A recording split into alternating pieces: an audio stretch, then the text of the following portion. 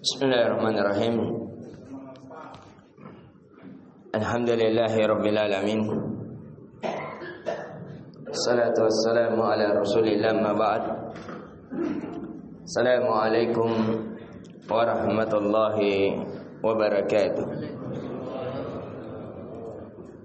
Tidak ada kalimat yang lebih layak membasahi lisan kita,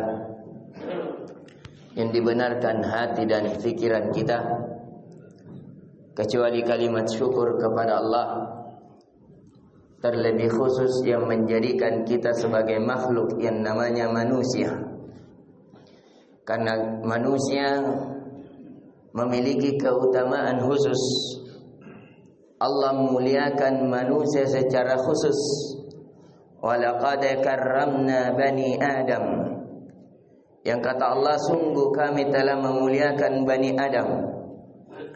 Dan sebagaimana kita diingatkan dalam sholat kita, di rakaat pertama, bahkan Allah menceritakan tentang kejadian langit.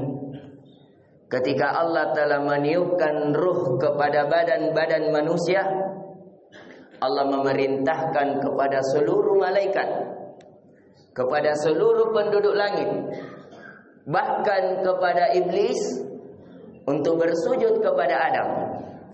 Tentunya di sini bersujud bukan bersujud untuk beribadah, tapi sujud yang dimaksudkan di sini sujud untuk pengagungan. Sebagaimana sujudnya saudara-saudara Nabi Yusuf, bapak dan ibu Nabi Yusuf kepada Nabi Yusuf. Dan itu syariat terdahulu dibolehkan, ya, dalam menunduk sebagai tanda penghormatan. Tapi dalam syariat Nabi Muhammad sallallahu alaihi wasallam yang dibawa oleh Rasulullah itu tidak boleh. Itu diharamkan. Itu disepakati oleh para ulama.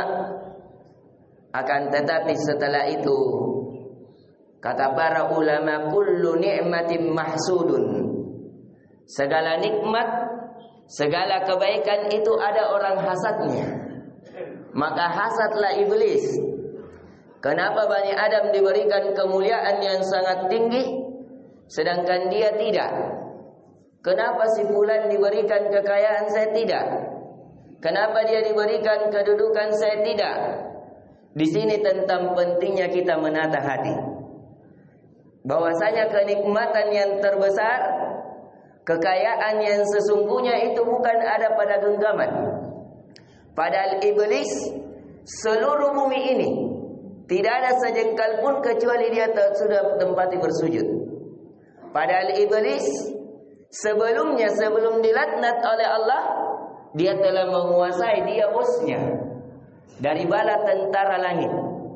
Dia dimuliakan. Tapi ketika sifat hasad masuk di dalam hatinya, sifat merasa sombong, merasa lebih baik, saya ini diciptakan dari api, Adam itu diciptakan dari tanah liat yang busuk. Kenapa saya harus bersujud kepadanya? Maka Allah pun murka kepadanya dan dia dikeluarkan dari surga.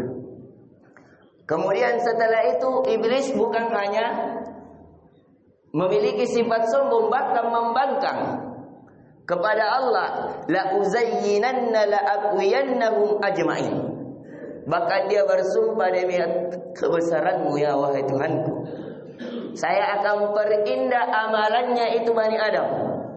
Saya akan memalingkan dia dari ketaatan menuju kepada kemaksiatan seluruhnya. Tapi apa kata Allah?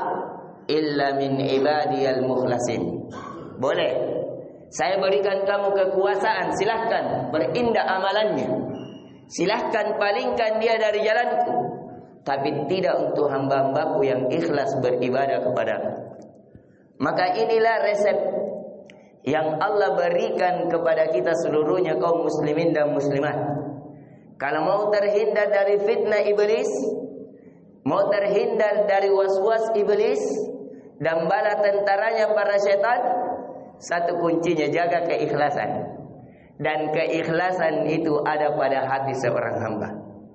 Maka senantiasalah untuk kita duduk sejenak menata hati kita, menata untuk ikhlas, menata untuk menghilangkannya dari sifat sombong, sifat takabur, sifat merasa lebih baik dengan beristighfar, dengan senantiasa mengetahui jati diri kita.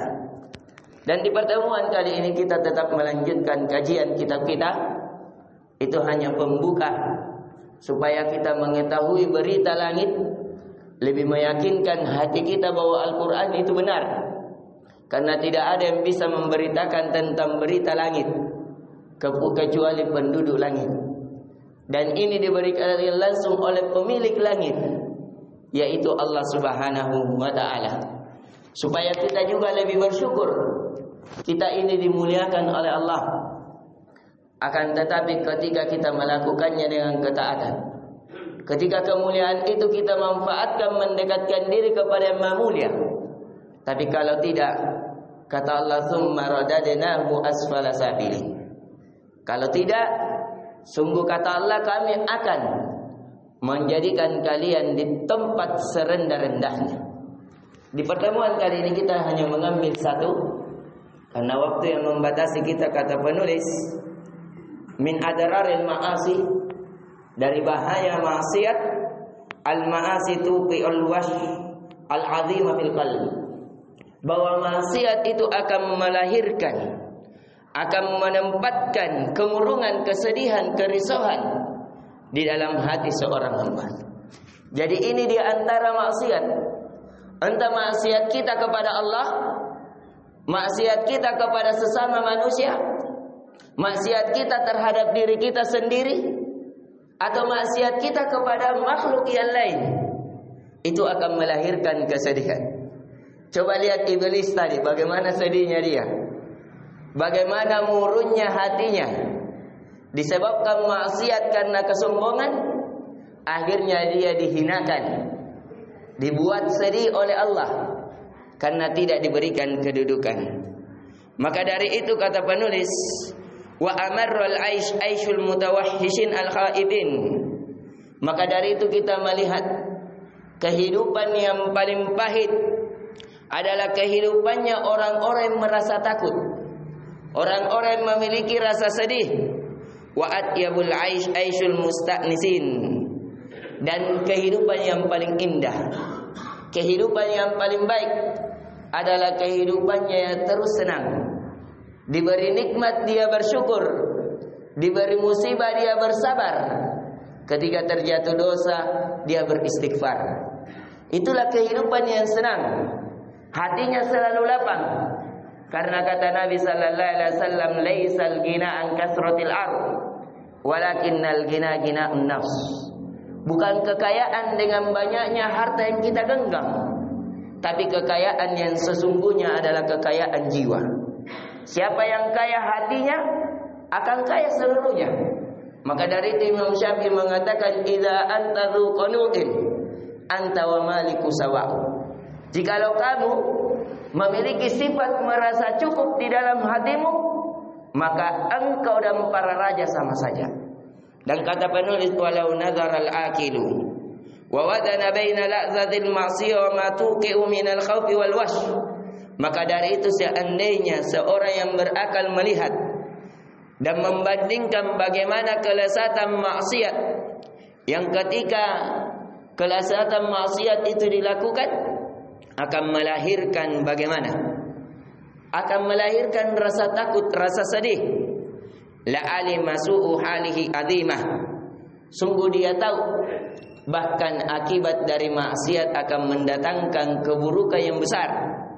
Wa ghabanah, bagaimana penganiayaannya. Idza ba'a anisut ta'a wa amnuha wa halawatiha. Maka dari itu ketika seseorang menjual dari kesenangannya di atas ketaatan, ketenangannya di atas ketaatan, keamanannya ketika dia di atas ketaatan, dan lezatnya dia di atas ketaatan, biwahsyil ma'siyati wa ma tujibu minal khauf. Dia menjual dengan kelezatan sesaat dari maksiat, maka engkau melihat bagaimana kewajiban Allah memberi kepadanya dari ketakutan. Ini yang bisa kita berikan, inti pelajaran yang bisa kita petik dari pelajaran di subuh kali ini. Yang pertama, hendaknya kita senantiasa bersyukur kepada Allah yang telah memuliakan kita. Kemudian yang kedua, ketika kita ingin terhindar dari jejeratan iblis dan bala tentaranya, senantiasalah kita menata hati kita untuk ikhlas hanya beribadah kepada Allah, karena itu cuma satu resep untuk terhindar dari iblis dan bala tentaranya. Kemudian yang ketiga, bahwasanya maksiat akan melahirkan, akan meletakkan di dalam hati kita kesedihan. Maka sungguh berakallah seseorang yang menginginkan kesenangan, ketenangan dalam hidupnya, jauhi maksiat. Itulah orang-orang berakal. Dan orang berakal tidak mungkin menjatuhkan dirinya dalam kesedihan. Ini yang bisa kita berikan, semoga memberikan manfaat. Jika ada kebaikan itu datangnya dari Allah Subhanahu wa taala, dan kami mohon maaf atas kelewatannya 1 menit karena 10 menit waktu kita paling banyak biasanya 7 sampai 10 menit. Subhanakallahumma bihamdik, asyhadu an la ilaha illa anta, astaghfiruka wa atubu ilaik. Assalamualaikum warahmatullahi wabarakatuh.